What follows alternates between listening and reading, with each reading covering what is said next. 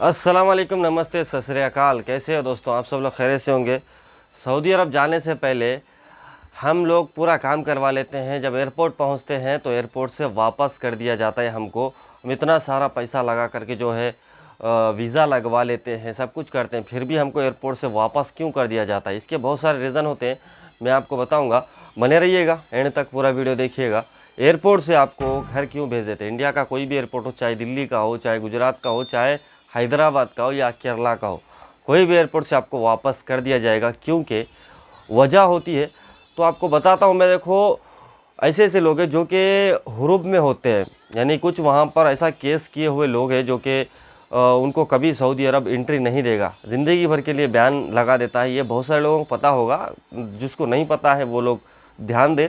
अगर आप सऊदी अरब चले गए थे, सऊदी अरब में आपने कुछ गड़बड़ किया, यानी कुछ केस वगैरह हो गए आपके ऊपर, जैसा चोरी का केस हो या हाफ मर्डर वगैरह का केस हो या हरासमेंट का केस हो, इस तरह के केसों पे, या फिर आप उम्रा करने के लिए गए फिर वापस नहीं आकर वहाँ काम करने की कोशिश किया, ऐसा अगर कोई केस हो, या पुलिस ने आपको पकड़कर घर भेजा, ऐसा अगर केस है, तो आप कोशिश मत करना सऊदी अरब जाने की। एक बंदे ने कोशिश की, एक बंदे ने जो है 12 साल पहले, दोनों का बताता हूँ आपको इसमें, ठीक है ना, एक पाकिस्तानी और एक इंडियन के बारे में। इंडिया का जो बंदा था वो 12 साल पहले उम्रा करने के लिए गया था। उम्रा क्यों गया? वहाँ जाने के बाद में उम्रा करके जो है वो इंडिया वापस नहीं आया, वहीं पे रुक गया, काम करने की कोशिश किया। उसके बाद उसको पुलिस ने पकड़ा और घर वापस कर दिया 12 साल पहले ही, ठीक है।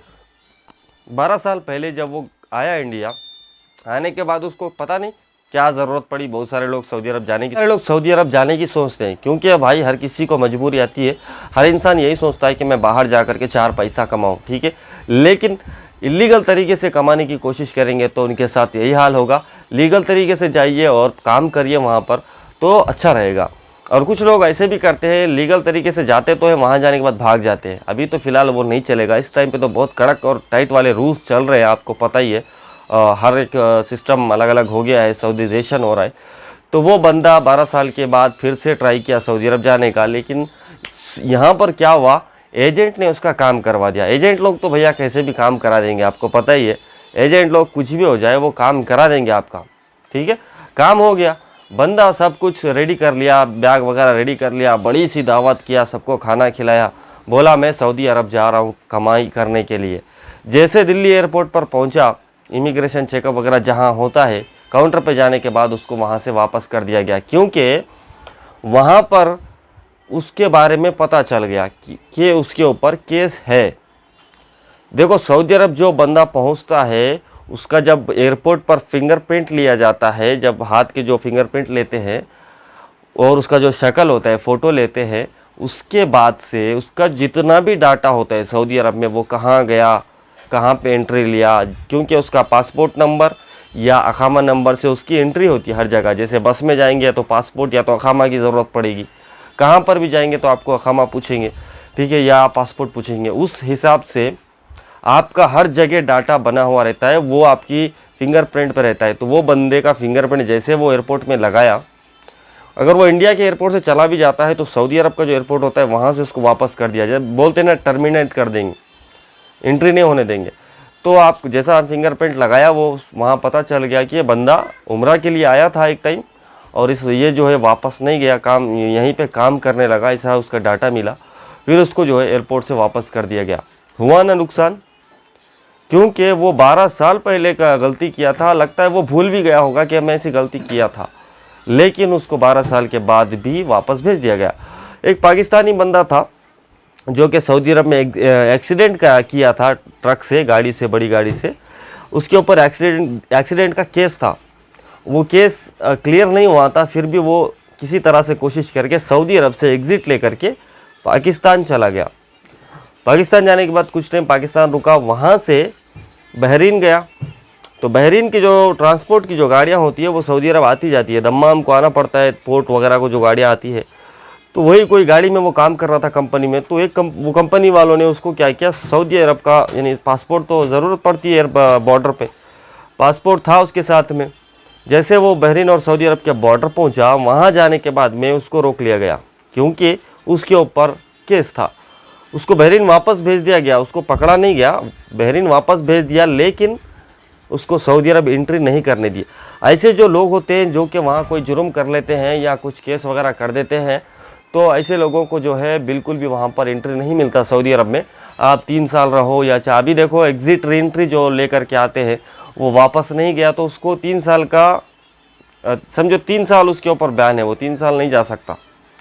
अगर वो जाना चाहता है 3 साल या 1 साल हो गया उसको छुट्टी आकर के, अगर वो जाना चाहता है, वो अपने जो कफ़ील है, पुराना कफ़ील या कंपनी, उन्हीं को रिक्वेस्ट करना पड़ेगा, तभी वो जा सकता है, अगर वो लोग उसको हेल्प करेंगे वहाँ आने में, सऊदी अरब आने में, ठीक है ना। तो ऐसा अगर देखो सऊदी अरब जाने से पहले जो लोग सऊदी अरब जा के आ गए हैं पहले, या उम्रा के लिए गए हो या हज के लिए गए हो या काम के लिए गए हो, आप फाइनल एग्ज़िट लेकर के आए थे या छुट्टी लेकर के आए थे, आपके ऊपर कोई केस वगैरह तो नहीं है। ये सब आपको ध्यान में रखते हुए काम करना है, क्योंकि एजेंट तो आपका काम करवा देगा, आपसे पैसा ले लेगा। उसके बाद जो एयरपोर्ट में होता है, एयरपोर्ट से बाहर निकले तक आपकी जान में जान नहीं रहती है। जैसे एयरपोर्ट पहुंचोगे तो वही जो बंदा जिसको समझ में नहीं आता है वो तो बस लाइन में खड़ा रहेगा, जो होता है वो देखता रहेगा, वो आगे बढ़ता रहेगा। लेकिन जो बंदा सोचता है उसको पता चलेगा भाई मेरे को एंट्री मिलेगा कि नहीं, क्योंकि वो गलती किया हुआ होता है ऐसा, ठीक है।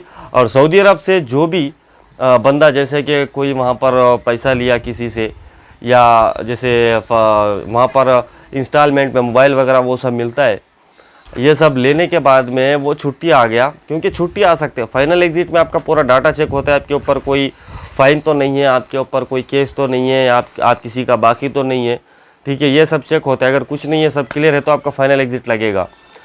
लेकिन एग्ज़िट री एंट्री आने में ऐसा कुछ नहीं होता है। जैसे आप STC से या ज़ेन से या मोबाइली से जो फ़ोन उठाते हैं इंस्टॉलमेंट पे, वो आप इंस्टॉलमेंट बनते बनते भी छुट्टी आ सकते हैं, क्योंकि उनको पता नहीं चलेगा कि आप छुट्टी जा रहे हैं। फाइनल एग्ज़िट जाओगे तो उनको पता चल जाएगा।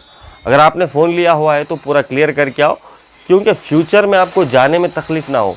ये आज नहीं तो 10 साल के बाद भी ये हो सकता है, क्योंकि ये केस फाइल होता है आपके डाटा पे, डाटा के हिसाब से चलता है। खाली एक फिंगरप्रिंट और आपका थोबड़ा देख करके समझ जाएंगे कि भैया बंदा कैसा है, क्योंकि वो नहीं समझेगा, क्योंकि वो जादूगर नहीं होता है। जो कंप्यूटर वाला टीवी होता है ना, वहाँ सारा डाटा बता देगा आपका। तो ये स्टोरी है। और जो लोग सऊदी अरब जाने की सोच रहे हैं तो ध्यान रखिएगा, आप रिटर्न है, पहले कुछ गड़बड़ तो नहीं किया। अगर आप गल्फ़ में कोई भी, मिडिल ईस्ट की कोई भी कंट्री में अगर कुछ गलती कर जाते हैं, अगर कोई बड़ा केस रहता है आपके ऊपर, फिर भी आपको सोचना चाहिए, क्योंकि वो भाई वो सब एक ही भाई है। गल्फ़ में जो कंट्रीज़ है ना, सब एक ही भाई। अगर आपको कोई बड़ा केस रहेगा तो वो चेक करेंगे आपके पासपोर्ट के ज़रिए, जो क्योंकि आपके पासपोर्ट पे वीज़ा लगा रहता है, हो सकता है चेक कर ले, फिर आपको पकड़ ले, ऐसा भी हो सकता है। तो ध्यान रखिएगा काम करवाने से पहले, जाने से पहले, ताकि आपका नुकसान ना हो। इसीलिए मैं ये बताया हूँ। इसीलिए जो है ना, एयरपोर्ट से लोगों को वापस कर दिया जाता है। अब एग्ज़िट री एंट्री लेकर के भी आते हैं कुछ लोग, उसके बाद 15 महीना, 2 साल गुजर गया, उसके बाद कोशिश करते हैं वीज़ा लगाने की। वीज़ा वगैरह तो लग जाएगा एयरपोर्ट जा कर के, फिर वापस आ जाओगे, तो फ़ायदा क्या है जाने का, है ना। इसीलिए पहले अपना देख लीजिएगा क्या सही है क्या गलत है, आपके ऊपर कोई केस वगैरह तो नहीं है। ये सब देखने के बाद में काम कराइएगा, ठीक है ना दोस्तों। तो चलिए फिर मिलते हैं आपके साथ ऐसे ही कोई अच्छा वाला अपडेट लेकर के, सऊदी अरब के बारे में मिलते हैं। मां सलामा, अल्लाह हाफिज़। चैनल को सब्सक्राइब करिएगा और लाइक करना मत भूलिए। मां सलामा।